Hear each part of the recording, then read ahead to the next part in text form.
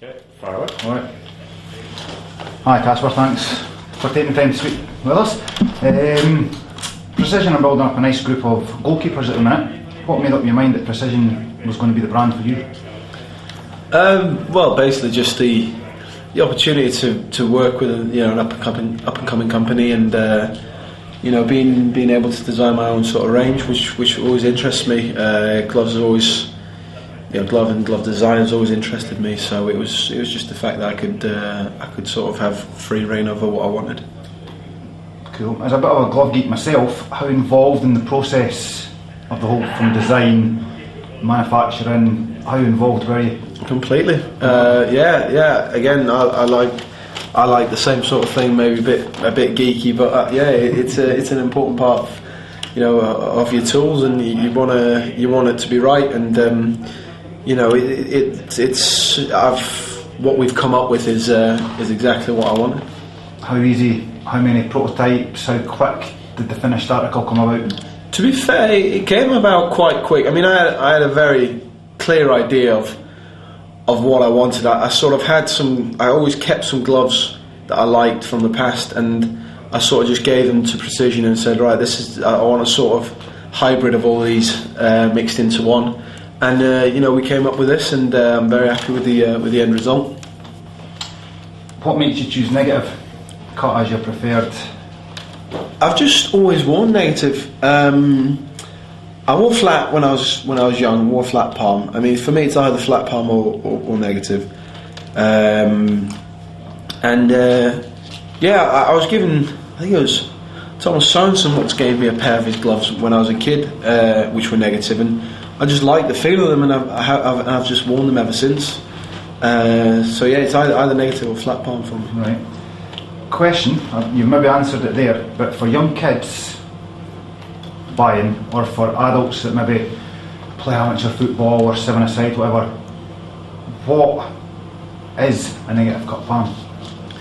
A negative cut palm is it's basically a flat palm, but instead of the stitching being on the outside to make it flat, they turn the corners in and stitch them on the inside. It just gives them sort of more snug fit, a more rounded fit, whereas flat palms is a little bit looser. That's just. I mean, for me, I don't wear roll finger because I think they're sometimes a little bit too much latex, a bit too thick. This sort of evens up a little bit and makes them a bit more comfortable for me. Cool. Apart from grip and comfort, what else is top of the agenda for gloves? Obviously grip and comfort, top. Yeah. After that, what would you say? Simplicity for me. For me, the best gloves are just plain and simple, not too many gimmicks or anything like that. I like to think that it's not the gloves that make the keeper, it's the keeper that makes the gloves. So the gloves are there to help you and to make you feel more confident that you're going to catch it and you're going to do all these things. And for me, I always preferred the simple versions. How often do you change your match gloves? Every match. New pair every match? New pair every match, yeah. What do you do with your old match gloves? I train in them once or twice, and then I usually give them to charities or things like that. Cool, no worries. See, pre-match warm-up, do you wear your match gloves or do you wear another pair? I wear another pair, yeah. I take the gloves that I wear.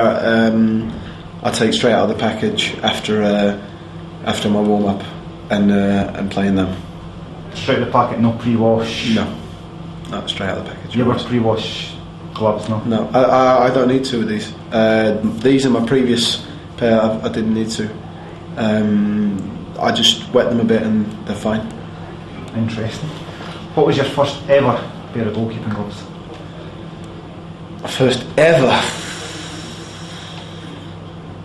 I think they were. I think I remember them. They're a pair of red. I think they were like the Dino Zoff All Sports or something like that. Like red palms, something like that. Yeah, red palms. I think they were with black. Yeah, I think they were Dino Zoff's ones. Yeah. Not a pair of your dad's old ones. No, well, my dad was with Eurosport at the time, so I think he got us through there, and then he went to Royce after that, and then obviously I got some of his. Who was your idol growing up? On football. As a young kid, who was your footballing idol? My footballing idol. I have many. I have a lot. I mean. Well, I'll narrow it down then. Goalkeeping. Goalkeeper, right? Goalkeeper. As a young goalkeeper, who would you look up to? I looked up to many people. I looked up to obviously my dad, but I looked up to David Seaman, to Tim Flowers. Obviously, I watched Dino Zoff as well, and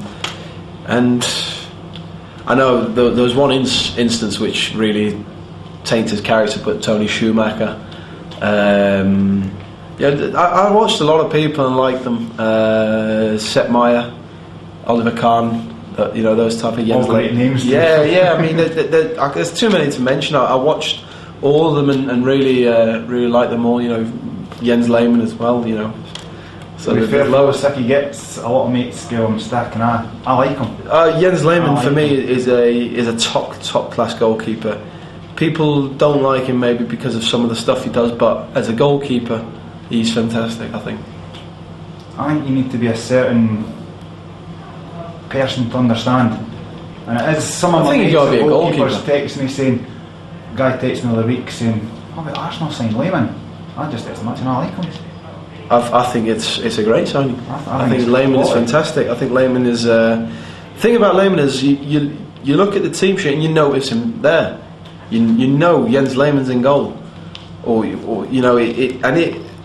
does prey on the opposition's mind. Goalkeeping cliche, but he's got presence. Yeah, he's got presence in abundance. People take notice of him. Everybody knows who he is because of he makes himself noticed. Sometimes in not the best ways, but most of the time for me, it's his goalkeeping that stands out. Agreed. Change the tack slightly. Goalkeeping coach at Leeds. How often during the week do you work with him? I work with him every day. Every day? Yeah. How long? That varies.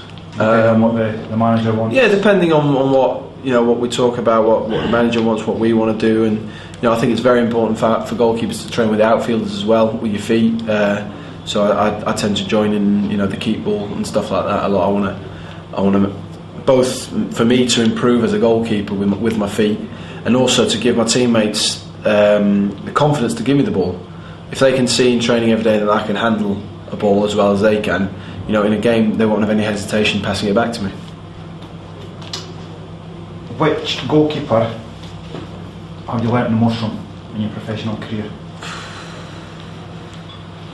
Again, too many to mention really. I've been very, very lucky in my career to work with unbelievable goalkeepers, and obviously I worked with my dad when he was at City. I worked with David Seaman, David James, Shay Given, Joe Hart, just to name a few, and you just can't help but learn from these people.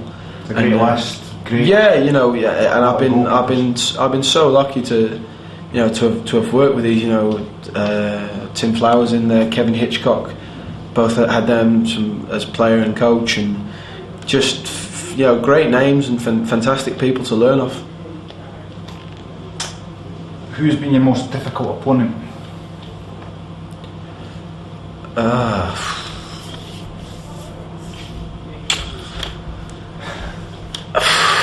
I don't know. I think Ryan Giggs probably of Paul Scholes. Yeah. Yeah, they were unbelievable when they had the ball. That was mesmerising to watch sometimes. Yeah, I think those were probably the toughest opponents to come up against. The same kind of line, but who's had the hardest shot that you've had to save? Hardest shot?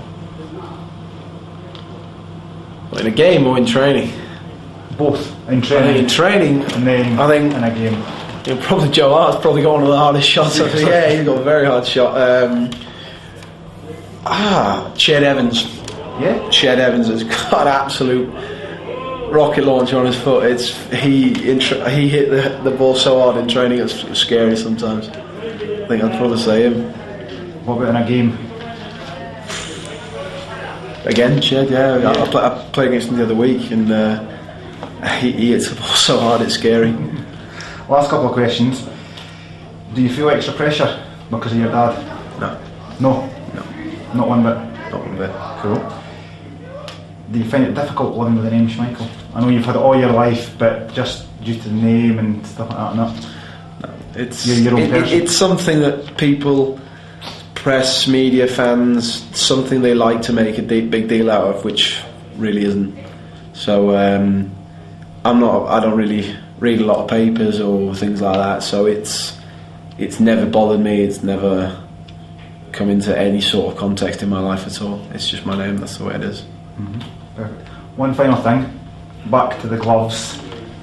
The colour, everything you had. It was your choice to go with the black and the gold. And yeah, basically it was one of my biggest sporting idols is Roger Federer, and that's the colours that he wears at Wimbledon, and I think they are the classic colours of champions and the best wear white, gold and black, and that's what I wanted my gloves to be. Brilliant, perfect. That's fine, Ben. Brilliant. Thanks.